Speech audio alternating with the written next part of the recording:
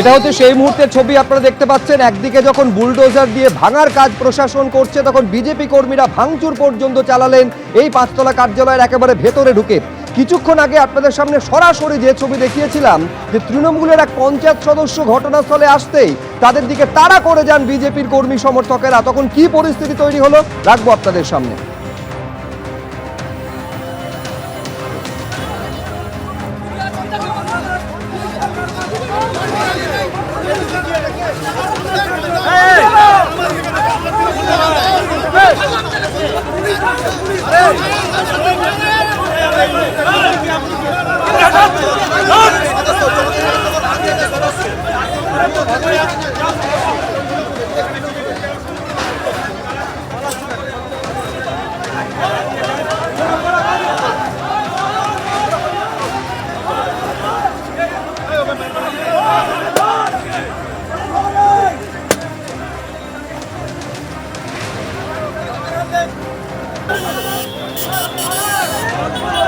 অভিষেক বন্দ্যোপাধ্যায়ের সাংসদ কার্যালয় যে ভাঙার কাজ করা হচ্ছে প্রশাসনের তরফে, সাতগাছের বিজেপি বিধায়ক কি বলছেন তা নিয়ে দেখুন। সিদ্ধান্ত বলতে গেলে এখানে যে অবৈধভাবে যে বিল্ডিংটা লিপস অ্যান্ড বাউন্সের নামে করেছেন, কোনো কিছু পারমিশন নেই। সেই জন্য সরকারিভাবে প্রশাসনিকভাবে এই বিল্ডিংটা ভাঙার জন্য প্রশাসন নির্দেশ দিয়েছে। সেই জন্যে দেখলাম যে ঠিকই আছে, অবৈধভাবে বিল্ডিং করেছেন, পাঁচতলা বিল্ডিং। সেই জন্যে প্রশাসন সেটা ভাঙার জন্যে সমস্ত প্রশাসনকে কাজে লাগিয়েছেন। ডিস্ট্রিক্ট ম্যাজিস্ট্রেট, এসডিও সাহেব, বিডিও সাহেব সমস্ত অর্ডারই দিয়েছেন যে অবৈধভাবে একটা জায়গার উপরে যখন বিল্ডিং হয়েছে, এমনকি পঞ্চায়েত পর্যন্ত পারমিশন নেই, পঞ্চায়েত সমিতি নেই, জেলা পরিষদ নেই। সেই জন্যে এই অবৈধ বিল্ডিংটাকে লিপস অ্যান্ড বাউন্সের নামে যেটা ছিল সেইটাকে ভাঙার জন্য প্রশাসন ডিস্ট্রিক্ট ম্যাজিস্ট্রেট নির্দেশ দিয়েছেন। আমি আবারও সরাসরি চলে যাব। পার্থ প্রতিম ঘোষ আমাদের প্রতিনিধি রয়েছেন, প্রচুর বিজেপি কর্মী সমর্থক সেখানে উপস্থিত রয়েছেন। পার্থ, আমি দেখছিলাম তুমি কথাও বলছিলে তাদের সঙ্গে, এবং তাদের যেটা অভিযোগ, এই যে পাঁচতলার সাংসদ কার্যালয় কার্যত তাদের কাছে বিরোধী দমনের একটা আঁতুড়ঘর হয়ে দাঁড়িয়েছিল। এখান থেকে সন্ত্রাসের রাজত্ব কায়েম করেছিলেন বা তৃণমূল সাংসদ বলে অভিযোগ করছেন তারা। কি চলতো এখান থেকে বলে তাদের অভিযোগ? তো তাদের যেটা অভিযোগ করছেন তারা, যে মূলত এই যে এলাকা রয়েছে, এলাকায় এই যে কার্যালয় রয়েছে, এই কার্যালয় যেটা ছবি দেখাতে বলো সন্দীপ কুমার সহকর্মীকে, সেটা হচ্ছে এখান থেকে হচ্ছে তাদের উপরে নানা সময় অত্যাচার হতো। তাদের যেটা অভিযোগ, যে এখান থেকে গোটা বিষয়ে ব্লুপ্রিন্ট তৈরি করা হতো, যে কোথায় কীরকমভাবে অত্যাচার করা হবে সেই বিষয়, সেই সংক্রান্ত বিষয় তাদের উপরে কিন্তু নানা সময় অত্যাচার করা হতো বলে তাদের অভিযোগ। এবং যে বিষয় হচ্ছে, যেমনটা যে স্থানীয়রা বলছেন যে এখান থেকে নানা সময় তাদের উপরে যে অত্যাচার, যে ধরনের অত্যাচার হতো, এখানে বিজেপি কর্মীরা তারা উপস্থিত রয়েছেন। আমি আরও কয়েকজন বিজেপি কর্মীর সঙ্গে কথা বলে নেব। সেটা হচ্ছে যে এই অফিসে আপনাদের যেটা অভিযোগ, নানা সময় অত্যাচার হতো, মানে সাধারণ মানুষের উপর অত্যাচার। এই অফিস মানে হচ্ছে রক্তচোষা, এই অফিস মানে খুন, এই অফিস মানে সন্ত্রাস, এই অফিস মানে পঞ্চায়েতের ভোটের অধিকার কেড়ে নেওয়া, এই পঞ্চায়েতে মানে ভোটে দাঁড়াতে না দেওয়া। মানুষ অতিষ্ঠ ছিল এবং একটা বেকারিকে রাতারাতি পুড়িয়ে দিয়ে এটা তৈরি হয়েছিল মানুষকে শোষণ করার জন্য। এই অভিষেক বন্দ্যোপাধ্যায় আসার, যারা স্থানীয় তাদের সঙ্গে কথা বলো, কি হতো না, এটা পুরো ভেঙে গুঁড়িয়ে দেওয়া হোক। এখান থেকেই যত পাপ কাজ এখান থেকেই কন্ট্রোল করা। ও নানা রকম সন্ত্রাস বিরোধী কাজও হতো। আপনারা জানেন আর কিছু নাই না, সেরকম কিছু জানি না মনে হয়। যেটা এখানে থেকে দেখা যেত যত প্রজেক্ট রিলেটেড যত আছে, তারপরে এই যে বেআইনিভাবে মাটি বিক্রি এদিক ওদিক করছে, এখান থেকেই সব কন্ট্রোল হতো।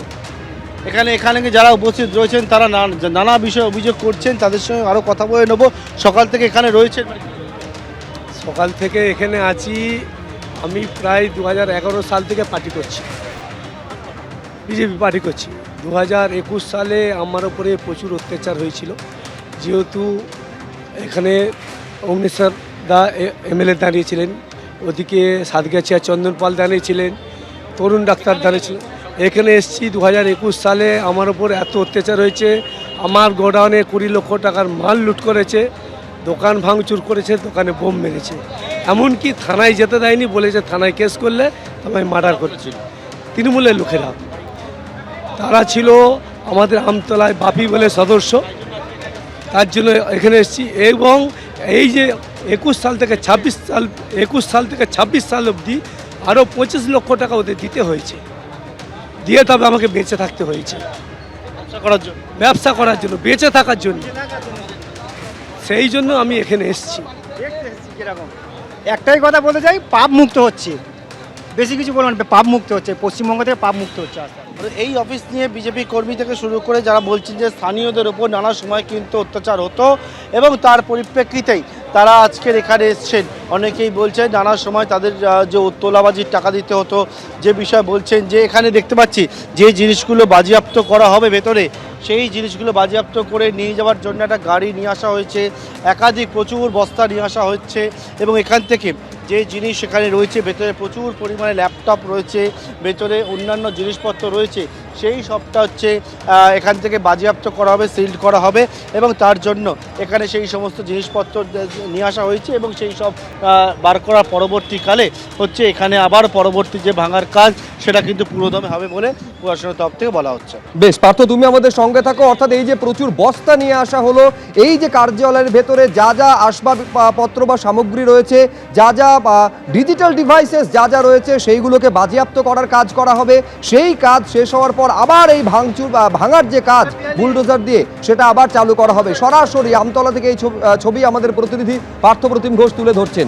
দেখতে পাচ্ছেন কেন্দ্রীয় বাহিনী দিয়ে গোটা জায়গা ঘিরে রাখা হয়েছে, আর এই নিরাপত্তার মধ্যেই যে 5 তলার সাংসদ কার্যালয়, সেই কার্যালয় বেআইনিভাবে তৈরি হয়েছিল বলে অভিযোগ, তা ভাঙার কাজ শুরু করেছে প্রশাসন। শ্রমিক ভট্টাচার্য, বিজেপি রাজ্য সভাপতি, তিনি এই নিয়ে কি বলছেন দেখবো একবার। এটা সম্পূর্ণ প্রশাসনিক বিষয়। পার্টি রাজনীতিগতভাবে, রাজনৈতিক অবস্থানগতভাবে আমরা বেআইনি নির্মাণের বিরোধী এবং সুস্থ স্বাভাবিক যে কোনো মানুষই তার বিরোধী হবেন, এটা স্বাভাবিক। তবে কিসের উপরে ভিত্তি করে ওই বাড়িটি ভাঙা হচ্ছে, এটা সম্পূর্ণভাবে নির্দিষ্ট তথ্য বা নথি তো আছেই, সেই কারণেই হয়তো হচ্ছে। এর বাইরে আমার কিছু জানা নেই। এ নিয়ে যা বলবেন সংশ্লিষ্ট মন্ত্রক বলতে পারে, পুলিশ বলতে পারে। তবে আমি এটা বলতে পারি যে পশ্চিমবঙ্গে এই মুহূর্তে সারা রাজ্য জুড়ে এবং বিশেষ করে কলকাতার পার্শ্ববর্তী জুড়ে যে বেআইনি নির্মাণ হয়েছে, যদি ভবিষ্যৎ প্রজন্মকে বাঁচাতে হয়, এই শহরকে বাঁচাতে হয়, এই রাজ্যকে বাঁচাতে হয়, তাহলে যাতে জলা জমি সংরক্ষিত হয়, east Calcutta wetland Ramsar tag প্রাপ্ত তারও চরিত্র বজায় রাখতে হবে এবং বেআইনি নির্মাণ করার যে একটা প্রবণতা বা একটা সংস্কৃতি তৈরি হয়ে গিয়েছিল, সেটা বন্ধ হবে। হয়তো সেই কারণেই এই বাড়িটি ভাঙা হচ্ছে। এবিপি আনন্দ, এগিয়ে থাকে, এগিয়ে রাখে।